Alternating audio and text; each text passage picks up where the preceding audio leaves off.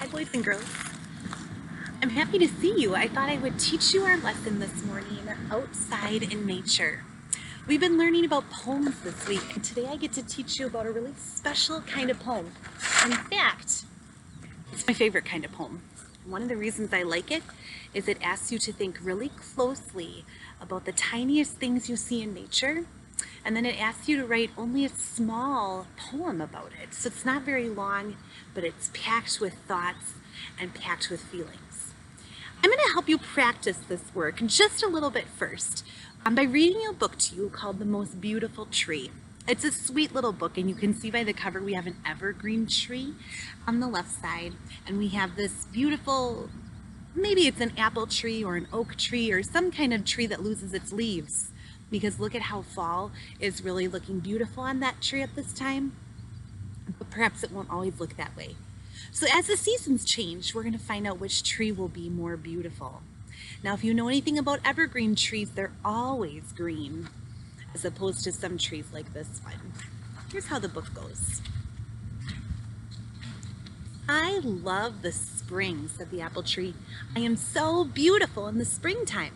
Look at my pretty pink flowers. You are very beautiful in the springtime, said the evergreen tree. Your pink flowers are more beautiful than my green needles. I'm beautiful in the summer too, said the apple tree. I have lovely green leaves. I'm green too, said the evergreen tree. You are green too, said the apple tree, but my soft green leaves are much more beautiful than your sharp green needles. I love the beginning of fall, said the apple tree. My shiny red apples are so beautiful. Your apples are very beautiful, said the evergreen tree softly. Now, if you ask me, this apple tree is bragging about all the nice things she thinks she has as an apple tree.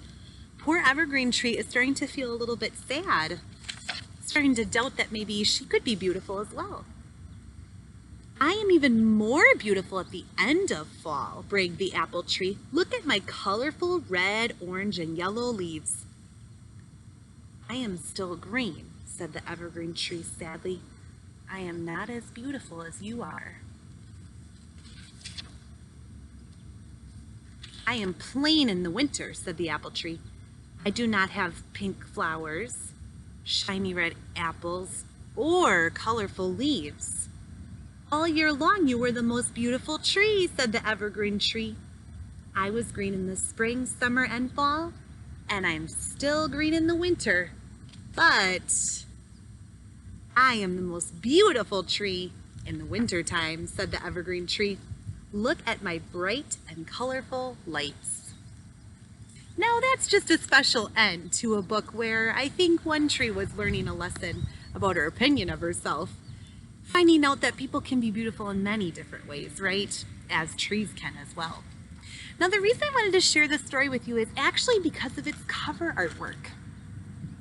We can think about trees at different seasons, and I especially was paying attention to this beautiful tree and this one tiny leaf.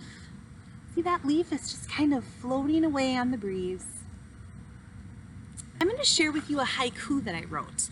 I'm not going to say in the haiku what the poem is about, but I'm going to see if you can discover it. Above a strong trunk, they tremble, falling to earth before winter's chill. What do you think my haiku is about? Oh, as I'm thinking, I'm just so appreciating that it's springtime. It's going to be summer soon. We don't have to worry about these for quite a little while. But I wrote my haiku about fall leaves. I never said the word leaf in my poem, but hopefully it was a good haiku poem so you could discover it for yourself. We're going to write a haiku poem today. And I was hoping that perhaps if we were quiet enough, one of my friends might have come to visit.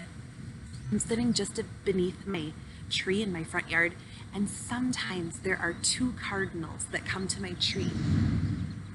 And I think because I'm here, they're not going to come visit, but I can still think about them. Now here's my haiku information. This is something that you're going to need to know as you write your haiku as well. A haiku was originally made in Japan. Japan is a country in Asia, and it was made in the 9th century. It's that old. So that would mean about 1,100 years ago, at least, people began writing haikus. And haikus also are normally written about nature. I have a little picture clue here. It's a leaf, and there's a few tiny drops of water. I don't even know if you can see them. And then there's a tiny ant right here. Because when we write haikus about nature, we want to look for the tiniest parts of nature. We're going to put on our haiku goggles and we're going to zoom them in as closely as we can and write about the smallest amazing things in our world. I have a huge number 3 at the bottom. That's also important because we only get to use 3 sentences or 3 phrases in our haikus. We have a lot of work to do in a small space. So we're going to try this work about that little cardinal friend I was telling you about. And he said he's not visiting us right now, but perhaps he'll come to visit us soon. And look, it's kind of a breezy day. I could even write a haiku about the wind because how breezy it is under my tree space right here. The first thing we have to think about is where I am. What's the where? Let's see, I'm outside. It's a sunny day. It's a little bit breezy. I'm under a tree. All those ideas are going to help me out. So I think the where that I'm going to write about for today's poem, and I'm going to use a red marker because male cardinals are red, right? They're showing off for the ladies, so they have that beautiful red coat of feathers. Let's see, where?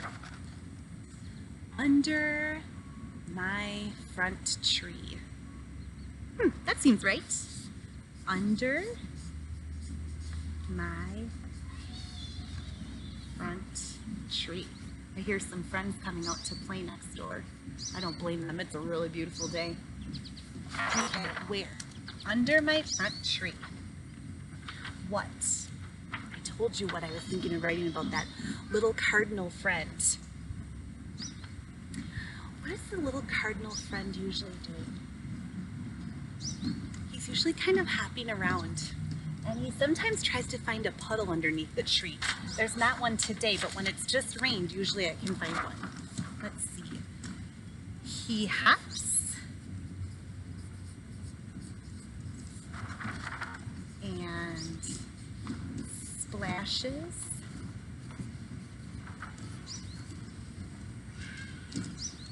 happily. That's how he usually does it. Birds do love springtime, so whatever they do, they would probably be doing it happily. Let's see. My last line. Now I have my first line. Under my front tree, he hops and splashes happily. When? Let's see. This springtime. Maybe there's a way I can describe spring.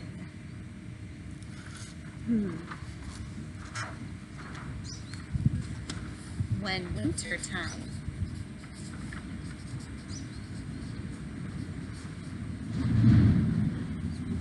Wintertime is past. All right, here's my information. So let's see. I have 3 lines. I've got the where, under my front tree. He hops and splashes happily when wintertime is past. It tells me where it happens. It tells me what happens. And it tells me when it happens. Now I've already thought these 3 important lines. All I have to do is write it together into one smaller sheet. I can even add a picture if I wanted to. Now, I've already created a beautiful picture just using the words I've thought of as I've rested underneath the same tree. You're going to be able to create a beautiful picture using your words, but perhaps you'll even want to use some illustration to show it. And I hope that you will, because I know your teacher's going to love to see your creative thinking. Under my front tree.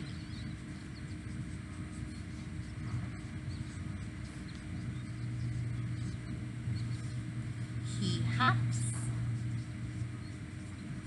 and splashes happily Do you remember what we were writing about? A cardinal, right? When winter time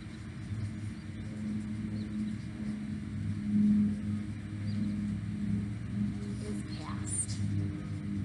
Now, sometimes I see a cardinal during winter, but the behavior that I'm thinking of with this cardinal is when he's excited to be out in springtime and getting ready to start a family.